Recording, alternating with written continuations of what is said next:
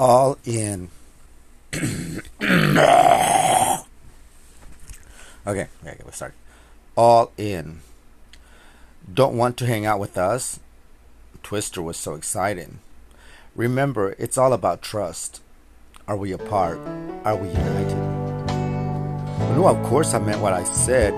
My hesitancy is unacceptable. These doubts are just in my head. Action puts food on the table. I just feel so inadequate. I'm not resourceful or charming. Here you're providing a banquet. My lack of wit is alarming. You're as a rum of top shelf. I'm like a scum most unnerving. Let me just work on myself. I'll return when I'm deserving. Yes, I was pathetic. Yes, I was aware. Very likely I'd be seduced. Very likely be ensnared. They deserve to hear the word, I rationalized in my head. I'll call upon the Lord and very carefully tread.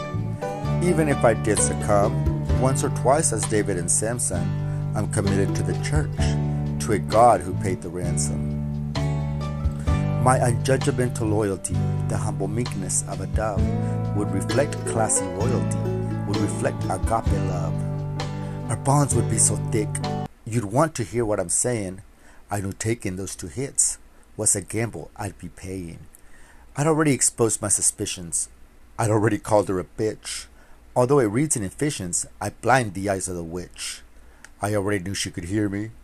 I just didn't expect I need you again. I need you for food, for money. I need you to numb the pain. Now even to love me back, to keep me high so I'd be good, to make up for the lack, my time I stole to sulk and brood. My job was to be marketable, to deserve a seat, a choice. But my delivery was incredible.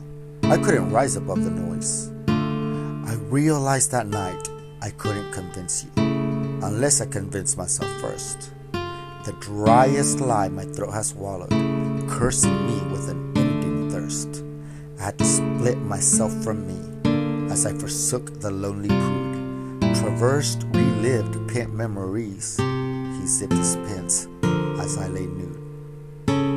I was almost 8, big boys don't cry, consumed with hate, but learned to lie.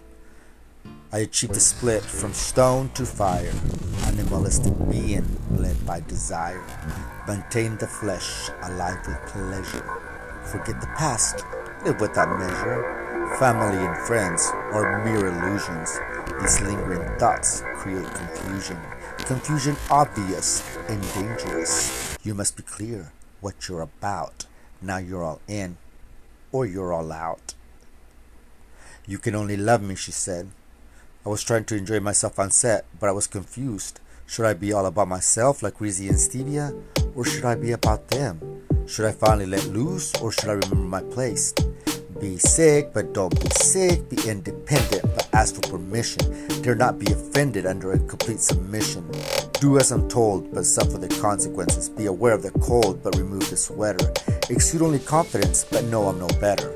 Act like I'm free, but tying the shackles. Pretend not to see or hear her cackle. Promise to pay for every finger, but enjoy the torture as you put through the ringer. Bite down as a lamb, hovering like a vulture. Behave like a man, but succumb like a mistress. Apologize for the shit you smeared on my body. Remain calm under the distress. Acknowledge my willingness to bend my will. Believe that I'm not worthy of your hateful love. That my feelings aren't real unless you've approved their existence. When you showed me the picture, you bitch, I knew who the skinny pretty girl with long hair carrying a gun was. I knew who the pregnant widow mother of 3 was. I knew who the older cancer-stricken woman was, and I knew which trailer park housed the massacre. I recognized the zebra skirt and black leather boots. I agreed that a chicken-fingered lunch would complete the murderous theme of the morning. Your quiet grin projected a boisterous, unspoken demand for a show of gratitude after sparing my life. But that was asking too much. That alone was asking too much. You cleared my confusion when you said, "Come on, look at this one, of this little girl laid in a pool of blood. How tragic, just because her mom wanted to be a trafficker. But look at it." "Stop," I screamed. "You freak," Stevia said. That next day after my performance at 4 a.m., I stayed awake next to you. I didn't want to lay there, but I would learn to. I got up, washed my hands, and made the call to Illume Life Insurance. Barely maintaining composure and wits, I agreed to the stipulations.